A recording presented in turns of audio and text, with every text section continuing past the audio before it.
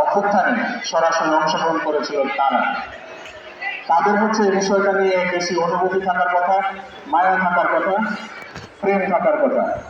কিন্তু দুর্ভাগ্যের সাথে দেখছি আমরা যে আমাদের সামনে কিছু মেয়েরা উপস্থিত আছে যারা খুব বেশি সক্রিয়ভাবে অংশগ্রহণ করে নেন। আমাদের একটু আগে হাবিব বলে গেছে, যারা সক্রিয়ভাবে অংশগ্রহণ করেছিল তারা সামনে কিন্তু নেই।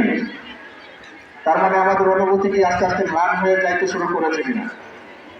আমরা রাষ্ট্রীয়ভাবে আজকে জুলাই আগস্টে যারা শাহাদাত বরণ করেছেন এবং যারা আহত হয়েছেন, যারা অংশগ্রহণ করেছিল, তাদেরকে স্মরণ করা শুরু করেছে রাষ্ট্রীয়ভাবে। আমি বিশ্বাস করি পৃথিবীর ইতিহাসে, পৃথিবীর বুকে যতদিন বাংলাদেশ নামক রাষ্ট্রটি থাকবে, ইনশাআল্লাহ ততদিন এই জুলাই আগস্টের অভ্যুত্থানের যারা নায়ক, জুলাই আগস্টের অভ্যুত্থানের যারা বীর, তারা বাংলাদেশের জাতীয় বীর, পাশাপাশি বিশ্বের ইতিহাসেরও বীর। তাদেরকে স্মরণ করা হবে ইনশাআল্লাহ। আমরা 1971 সালের আগের যে কতগুলো ঘটনা আছে, 54 সালের নির্বাচন, 52 সালের ভাষা আন্দোলন, 66 6 দফা আন্দোলন, 68 সালের আগরতলা মামলা, 1969 সালের গণ অভ্যুত্থান, 70 সালের নির্বাচন, 71 সালের মুক্তিযুদ্ধ, সেই সমস্ত বিষয়গুলো নিয়ে বাংলাদেশ জন্মের পর থেকে আমরা রেগুলার আলোচনা করছি, স্মরণ করছি তাদেরকে, ওই সমস্ত আন্দোলনে যারা অংশগ্রহণ করেছিল তাদেরকে। ইভেন এই বিষয়গুলো নিয়ে অনেক গবেষণা হচ্ছে। আমি বিশ্বাস করি 2024 সালের এই আগস্ট মাস, 2024 সালের জুলাই মাস বাংলাদেশের ইতিহাসের অংশ। পরবর্তীতে এই ইতিহাস নিয়ে অনেক বই লেখা হবে, গবেষণা হবে ইনশাআল্লাহ। সেই জন্য আমাদের সেই অনুভূতি থাকা লাগবে।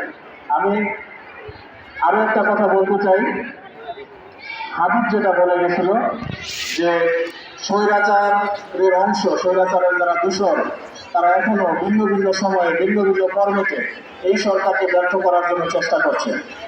সেই ক্ষেত্রে তোমাদের ভাষ্য হচ্ছে আমাদেরকে সতর্ক থাকতে হবে। আমি এর সাথে একটু যুক্ত করতে চাই, সেটা তোমাদের অনেকের দ্বিমত থাকতে পারে। এই সতর্ক থাকা মানে মাঠে গিয়ে অন্যকে মারা, অন্যকে আঘাত করা, একটা কলেজের সাথে আর একটা কলেজের মারামারি, প্রতিদিনই নানান রকমের ঝামেলা আমরা তৈরি করছি।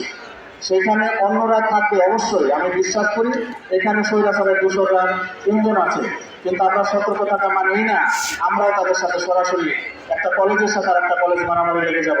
প্রত্যেক দিন ছাত্ররা কোনো না কোনো ঘটনা ঘটাচ্ছে, যেটা বেশিরভাগই আমার কাছে এই মুহূর্তে মনে হচ্ছে রাষ্ট্রের জন্য পজিটিভ না, এই সরকারের জন্য পজিটিভ না। এই সরকারকে বিপদে ফেলা যাবে না। যারা এই আন্দোলনে অংশগ্রহণ করেছে তাদেরকে আমি বলছি, আমিও এই আন্দোলনে অংশগ্রহণ করেছিলাম, সেই জন্য আমার অনুভূতি আছে। আমি বিশ্বাস করি তোমাদের অনুভূতি আছে। সেই অনুভূতিকে নিয়ে আমাদেরকে এমনভাবে সচেতন থাকতে হবে যাতে এই সরকার সমস্যায় না পড়ে, বিপদে না পড়ে, সুন্দরভাবে একটা নির্বাচিত সরকারের কাছে ক্ষমতা হস্তান্তর করতে পারে। যদি এই সরকার ব্যর্থ হয়, বাংলাদেশ ব্যর্থ হবে। আমি আবার বলছি, এই সরকার ব্যর্থ হলে বাংলাদেশ ব্যর্থ হবে, আবার স্বৈরাচারেরা মাথা ছাড়া দিয়ে উঠবে। ইনশাআল্লাহ সেই সুযোগ তারা পাবে না, সেই প্রত্যাশা শেষ করছি। সবাইকে ধন্যবাদ।